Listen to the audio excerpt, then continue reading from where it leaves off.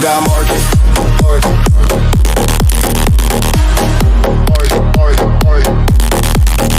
If not market.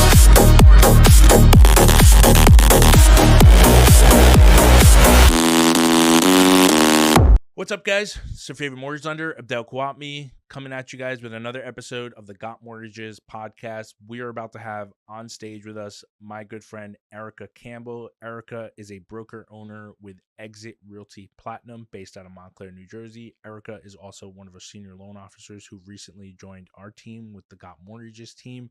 Erica's going to go over with us how she has transitioned in her career from that traditional 9 to 5 working in IT, which she went to school for, to eventually become an entrepreneur, from an individual investor, real estate agent, to a successful broker owner. I think you guys are going to enjoy the conversation here. Most importantly, how she has been super successful alongside some of her business partners in retaining some of her agents and building out a huge portfolio along the way. Make sure you guys tune in, and this is another episode of the Got Mortgages podcast. What's going on, guys? It's your favorite mortgage lender, Abdel Khawatmi, Got Mortgages, here with another episode of the Got Mortgages podcast, and we have got a very special guest, my good friend, Erica Campbell. Erica, how are you? I'm doing great. It's being here is awesome. I love being here at Got Mortgages. Well, I appreciate you making the trip. I know it was a little bit of a drive. I love seeing you all the time, right? Yeah, it's a little bit of a drive, but because I know what I'm coming here for, it's to learn, and being away from here, I feel like I'm missing out on so many things. So being in the office here, it helps me. Plus, being able to work with everyone in the same room, sure, it's always a great thing. Well, I appreciate that. Well, Erica, for those who don't know you want to introduce yourself? Yes, my name is Erica Lindy Campbell. I am a realtor, broker owner with Exit Platinum Realty, and I'm also a loan officer here at PRMG Got Mortgages. I love it. How long have you been doing real estate? For over 20 years with license. Prior to having license, I was an investor. Okay, got it. So I've been in it for a while, but while I was an investor, I was also in IT. So cool. When I left IT, it was straight into real estate. And what's better than just now becoming a loan officer? Sure. Now I can do everything with my clients. Yeah, I agree. That. I want to so walk me back, right? Getting into IT. Did you go to school for that? I did. Okay.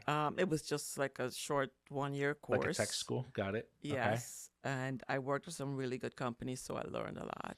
I love that. And you said how long did you do that, IT? About 20 years. 20 years as well? You're aging me here. Well, yes. well, there's a reason why I asked this, right? You've heard me say this several times, right?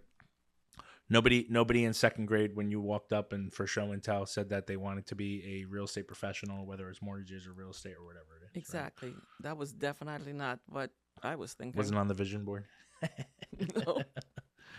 No. So IT, so that all makes sense because I love doing these, right, with our partners, with our team, because it also allows us the opportunity to get to know one another more on an intimate, personal level too.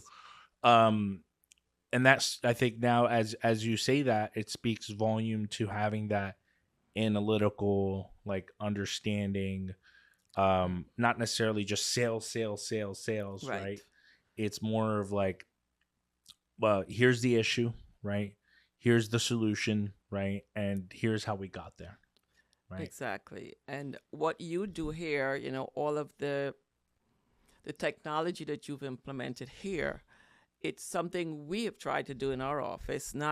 I would say not on the same scale as you, but it's not as easy. It really is. It's so tough, right? And it's constantly evolving, right? I mean, you've been with us several months, and it's like, hey guys, we're doing this, and just like anything, I mean, you guys run a successful brokerage, you and John and the team. Yeah. It's really difficult. Like you saw today's session, which you've sat in. We also have our mastermind, where you've sat in some of my past sessions where it was me just like throwing up a bunch of stuff and talking to colleagues and taking criticism and taking advice. They were like, dude, we got to bring it back to the ABCs. Today right? was really good. I appreciate that. I enjoyed today. I think it was a little more involved with everyone in the room, and today was really good. I enjoyed it. I love that, and I appreciate you sharing it. And it's the point, right? You said it, right? You guys have run a successful brokerage for many years. We've had our team for quite a few time, and I think the hardest part is how do we continue to innovate while also being in a position where it's like I just went over this with you. You know what I mean? Yeah. And how do you not grasp it? How do you not get it, right? As a realtor, as a loan officer, as whatever it is, right? Do you guys kind of also, run through those similar ordeals too? We do.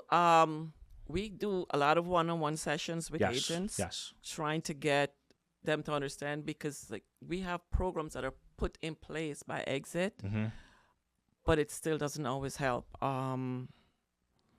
It's I guess it's with everything. It's something new to people. It's new, and to get them to really grasp it is not as easy at times. But a lot of one-on-one sessions, sometimes you'll see people walk away with what you're trying to get them to do. And then you give homework, and maybe you get some of it back. Well, that's a huge testament to you guys, right? Because I think, working with several, referral partners, the ones that I see having the success of, you hear me say the 3 R's, right? Yes. Recruiting agents, retaining agents, and gaining revenue are the ones that are also not just out there fishing and forgetting what they've caught, as I say, right? Right. The successful professionals, really in any world, not just real estate, the successful professionals that I see are the ones that are recruiting the right people, which I'm a little stingy in making sure that individual who comes into our world, right, needs to be the right fit. That cliche saying of, if I sense someone who is a Cancer, like, I want you out, and you're gonna be out, right? How do you deal with that? Because you guys have a very large, successful brokerage, and I know you're probably nicer than I am, right? Because I'm very just like, listen, dude, I'm not. If I don't feel comfortable with you, like, I don't want you on. How do you normally like combat that? Well, with us, it's one of the agents in the office said, he said it's like dealing with mom and dad. He said, when we need someone to like sit and guide us through, we go to Erica. And when we need someone to just say, oh, just open your laptop and do this and do that and do that, we go to John. I can see that. This is but for us, honestly, we've implemented so many different things. It's trainings every Wednesday evening, which is by Zoom, unless, someone needs to come in and do, like when we do the CE trainings, like you're talking about, they will come in and do that. We have what we call boot camps, one Saturday a month. This is, now you come in, you're there for 4 hours. If it's cold calling or whatever you're doing, let's work. And then, it's more one-on-one. Set up our calendars, like get on our calendar. Let's see when we can sit with you and go for. But we have everything, and I'm one of these people that it's there, it's built already. Don't recreate the wheel. Yes, I echo the same thing where I always say, right, don't reinvent the wheel, right? If the vehicle moves, right, hop in with me. And I think it's. But again, I think within all the businesses today, it's if you sit back and say, well, I don't understand computers, you're lost, because everything involves computers. Everything is technology. And if you don't have any sense of it and you're not willing to do it, you will be lost. Yeah, it's tricky. And gearing into that point, right, it's the hardest part is 2 sides to it, right? 1, dealing with employees, 2, dealing with clients too, right? Like, you and I had our one of our clients who required a little bit more of a hands-on approach, But I think it also comes down to the persistence and willingness as a professional to help out, right? Yeah. Identifying that audience, understanding like, okay, this person might not be the most technology savvy, um, practicing a little bit of, as you said it, patience at the same Yeah. time, um, and then being able to implement it from there, right? Yeah, it's and a lot of times that's why we would always say, look, we have an open door. Just come on in. You can come to the office if we need to work together. If you don't want to come to the office, we can meet at the Panera. We can do whatever we need. Just if this is something we need to do, you want to get it done, I'll come to you if I need to, but we're gonna get it done. Yeah. And that's in everything. If it's real estate, if it's mortgages, whatever, you have to do what you need to do to get the client over that hump that's there, that's stopping them at this point. So, for me, it's always I've had situations where I said to a client, let me go home, get into some jeans, and I'll be back. Let's go. And I'm there on the floor because she was packing to move, going through boxes to find documents. I'll do what I need to do. Yeah, and it's a testament to the digital age that we're getting into, AI, all that stuff. The larger brokerages, buying each other's from mortgage to real estate to this to that. There's no AI bot that's going to get on the floor, right? No. And help you look for paperwork, right? And that AI bot is also not going to be able to show empathy or, to make, because when I did that with that client, and it was a short sale I was working on, now she's already frustrated, she's stressed, she's emotional, it's everything happening. So me doing that, she saw somebody that was willing to just walk her through, hold her hands, and get her to that end point. And that was what I was doing. And for me, I feel like in any business where you're dealing with clients or so, you have to always show that. Yeah. Empathy plays such a big part, and you also have to, it's paying attention to people and seeing where they are, emotionally, physically, everything, because people change, life happens. And I say that to people all the time. Life happens, people change, people's situations change. And if we just want to just stay one way and not look at what's happening around us, you'll never be able to really work with people or help people, because you look like a robot to them. And I don't want to be a robot. Yeah, and I could totally appreciate that, because it's all this what you talk about, right? Empathy, building all that. When I think of that, I think of trust. Right? Yes. People are going to trust you, and then it's never a conversation of, are you 2.5% for the listing, 2% for the listing, 6% for the home buyer? What's the conversation? Just like in our world, it's never a interest rate conversation. It's as I say, it's what's most important to you. Monthly payment, cash to close. Monthly payment, cash to close, right? We've got a unique situation now, right? With, I think it's 4 different borrowers, siblings. Yes. And then going through it like we were doing it before, where it's understanding, well, what's their motivation? Where is their potential cash? Well, what could we do? Do we need to tap in a potential, parent to assist from a cosigner perspective? Even before that, right? When we just had another one of our loan officers who was putting out a deal, and then you saw I run like a little kid to the computer. I'm like on the floor because you're like, I need the challenge. I accept the challenge. And then boom, we figure it out. Asset depletion, take the assets, boom, deal's done. Run like a little kid excited through the office. But that's the thing that I like, because you could see your passion in it. And I think that anyone seeing that passion, now it's like, this is the type of person I want to work with. This is the type of office I want to be in. And I think this is what, for me, blends the two business for me, because when I'm here or there, that's what we see. This is the same thing we're doing there. It's like, do you need help? Come on in. Let's do this. Let's tackle it. Let's see how we can get it to the finish line for you. And it's not about us. It's about the agents, the clients, and I love that, because I tell my kids all the time, if you love what you do, it's never going to feel like you're going to work. You never work. No. Not one day of your life you'll feel like you're working. And I know that. I Yeah. know that from experience. Yeah, absolutely. Now talk to me, right? What have you kind of seen some of the strategies, right?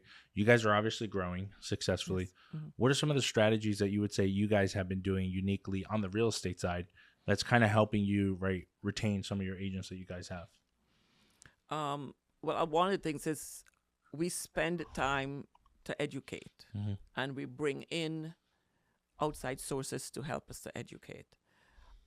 When you can have everything in one place and not have to, we're not sending them from this school to that school or this class to that class. We bring everything Bringing the into class to them. them. We bring it to them. That helps. It's coming into a place that you're already comfortable in to learn. It really does make a difference. Along with that, we do, like I said, we do the boot camps and stuff, but we also invest in the agents. We do, and Exit International. They also invest. So with putting all of that in, and then along with Exit, our formula is you recruit people in.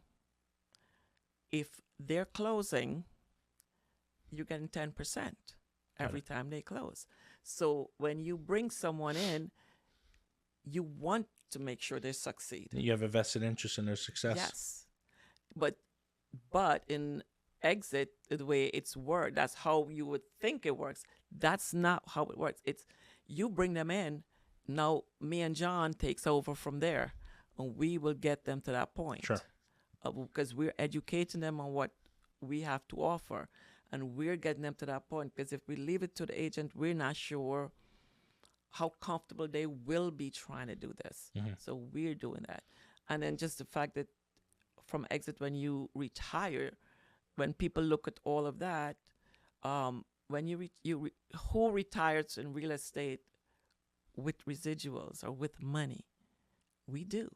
Exit does. Interesting. I didn't know that. Yes. Because once I recruit people, and if I decide to leave the business, I retire, I'm still, let's say I'm not really working like I should, but I still have these people. I'm still with my license is still there, and I have a team of 10 people. You're getting working. the residual of the people that you brought. While I'm working, I'm getting the 10%.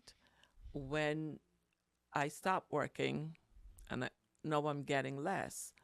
But even if I pass on, my family's now getting the residuals. Oh, wow.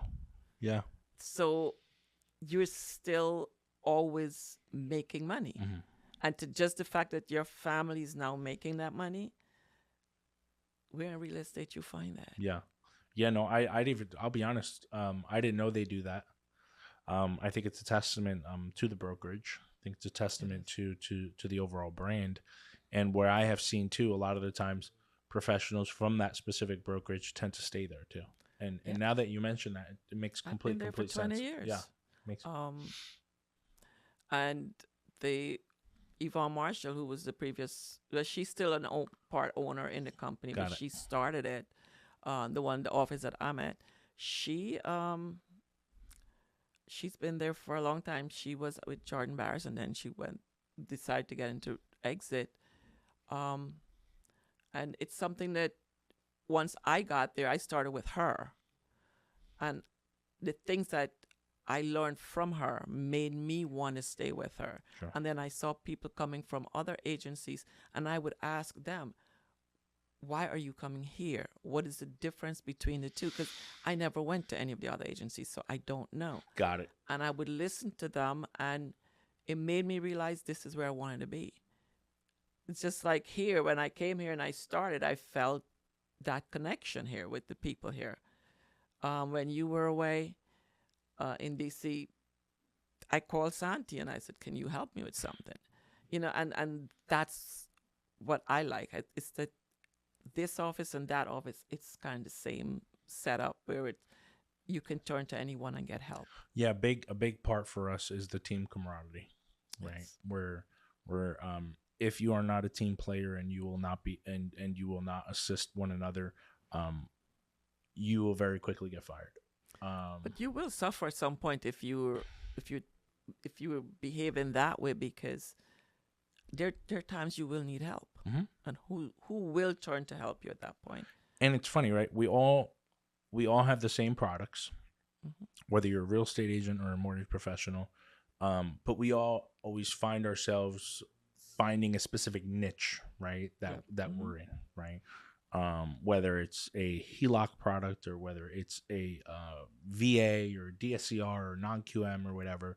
And it's great to have kind of those really voluntary go-to people that are like, hey dude, can you assist this, or hey, can you assist that?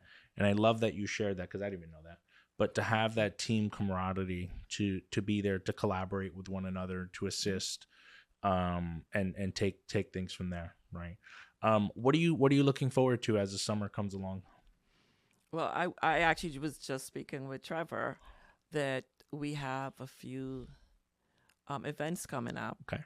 and one is in Montclair. It's called the African American Heritage Mm. Festival, and we normally would invite a loan officer to come out there.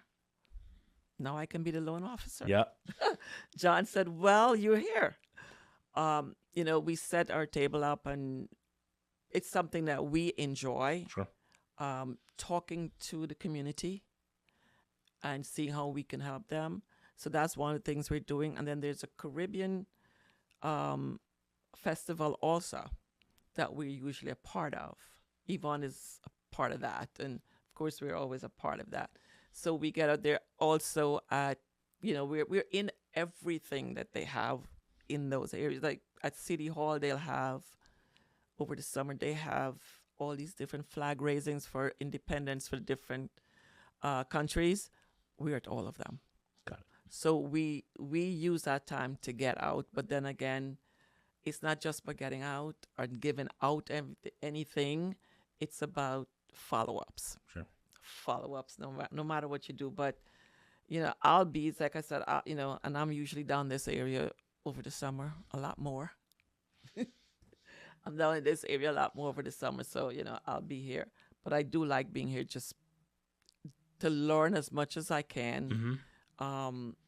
And it's something I say in the office there. I always tell them, I said, if you're in the office, you learn.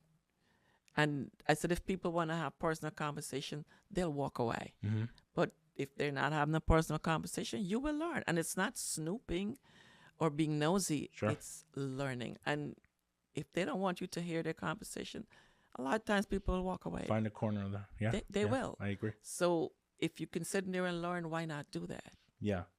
I always say, and we have, as you know, right, the virtual office, right, Yes. where Mhm. where the team is on from 9 to 9, so gives that level of support, gives that level of communication, gives that level of stuff, and we can sit here for the next 5 years and go over scenarios, and we will probably still miss stuff Yeah. because there's an infinite number of opportunities, or variables, I should say. That was something that was really different for me, to know that you have the virtual office there all day. All day. Yeah, because I remember telling John about it, and I'm like, all day. So if I have an issue or not sure to do something, I can just jump on. It's a great It tool, is. because It it really is. obviously after COVID, right, before I moved our offices to Eatontown and Toms River, when I moved down south, right, we used to be in Woodbridge. When I ended up moving from Woodbridge to from South Hackensack to Toms River, I never used to go to the office because it became a hour and change drive. I stopped going to the office. Everybody else stopped going to the office, which is not a great thing to admit, but I ended up closing out Woodbridge, right? Leaving and starting out a new branch. And now it's the reoccurring right now. As you know, we have a problem where we run out of space because everybody good is problem. coming in. It's a Totally. good problem to Everybody have. is coming in, which is a great thing. And I think it's a testament, as you said, because I know you guys have the same hurdles that we do, is coming up with those creative ideas, coming up with those interesting strategies, implementing some of the strategies and tactics and stuff as you guys do successfully, and taking it from there. Erica, if somebody's looking to find you, where are they able to go? They can find me on. You can email me. You can call me at 973-277-3965. You can always reach me on that. That's my cell phone. You can always reach me there. You can text me on that same number. You can always email me. I have 2 different emails. You can do homesbyericac@gmail. You can reach me at Erica@GotMortgages, and you can always find me on social media. You can find me, just look for Erica Lindy Campbell, and you'll find me. Boom. Well, Erica, appreciate you coming out. Most importantly, being a part of the team. You're a huge asset, and thank you for your time. Thank you very much. And I'm so happy to be with this office. I appreciate it. It helps me, and I'm able to help in my office, I love that. the real estate office, because when clients come in, I can help. I appreciate it. Well, thank you Can for the help kind agents. words.